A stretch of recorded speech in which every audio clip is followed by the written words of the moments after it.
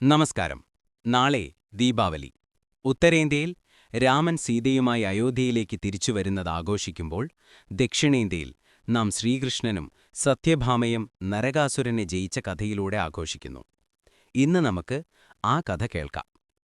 നരകാസുരൻ മറ്റുള്ള അസുരന്മാരെപ്പോലെ ബുദ്ധിമാനും ശക്തിയുള്ളവനുമായിരുന്നു. ശക്തിയും വിജയവും നേടാൻ ശ്രമിക്കുമ്പോൾ തന്നെ അസുരന്റെ അതിബുദ്ധിയാൽ തന്നെ തന്റെ ജീവന്റെ സുരക്ഷ ഉറപ്പാക്കാൻ ബ്രഹ്മാവിനോട് പ്രാർത്ഥിച്ചു. അവൻ ഇപ്രകാരം ബ്രഹ്മദേവനോട് പറഞ്ഞു: പ്രഭു, എന്നെ അമരനാക്കേണ്ടതില്ല. ഞാൻ ഭൂമിദേവിയിൽ നിന്നാണ് ജനിച്ചത്. എന്റെ മരണത്തിന് കാരണം അത് എന്റെ അമ്മയുടെ കൈകളാലാകട്ടെ. ബ്രഹ്മാവ് പുഞ്ചിരിച്ചുകൊണ്ട് തന്നെ സമ്മതിച്ചു. കാരണം ഇത്തരത്തിലുള്ള അസുരന്മാരുടെ വാഗ്ചാതുര്യം ബ്രഹ്മദേവനും അറിയാമല്ലോ. ഭൂമിയിലെ എല്ലാം കീഴടക്കിയ ശേഷം നരകാസുരൻ ദേവലോകത്തെ ആക്രമിച്ചു. ഇന്ദ്രനും അദ്ദേഹത്തിന്റെ ദേവസേനയും പിന്മാറി രക്ഷപ്പെടുകയായിരുന്നു. നരകാസുരൻ 16,000 സ്ത്രീകളെ പിടിച്ചുകൊണ്ടുപോയി. അതിനിടയിലാണ് ദേവമാതാവ് അതിഥിയുടെ ചെവിയിലെ ദിവ്യമായ കർണാഭരണം കാണുകയും അത് മാതാവിന്റെ ചെവിയിൽ നിന്ന് പറിച്ചെടുക്കുകയും ചെയ്തു. ദുഃഖിതയായ അതിഥിദേവി സത്യഭാമയെ സമീപിച്ചു. സത്യഭാമ, കൃഷ്ണന്റെ സഹധർമ്മിണി, ഉടൻ കൃഷ്ണന്റെ അടുത്ത് അതിഥിദേവിയെ എത്തിച്ചു. ഭഗവാൻ പറഞ്ഞു: ഭയപ്പെടേണ്ടാമേ, നാം ഇതിന് പരിഹാരം കാണുന്നതാണ്.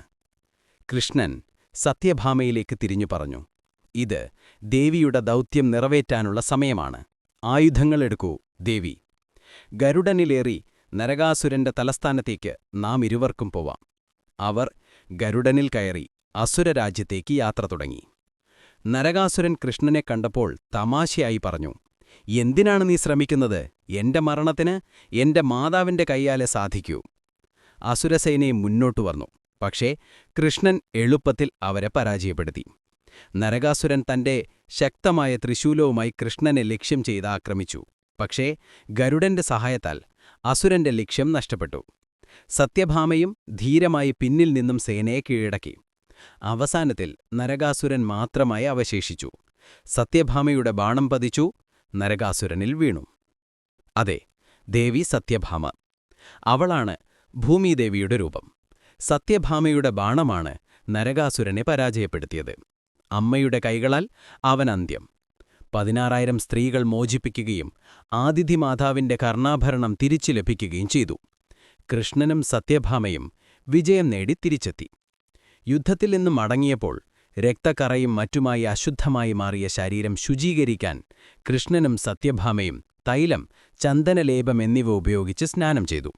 ഇതിൽ നിന്നാണ് തൈലസ്നാനത്തിന്റെ ആചാരം വന്നത്.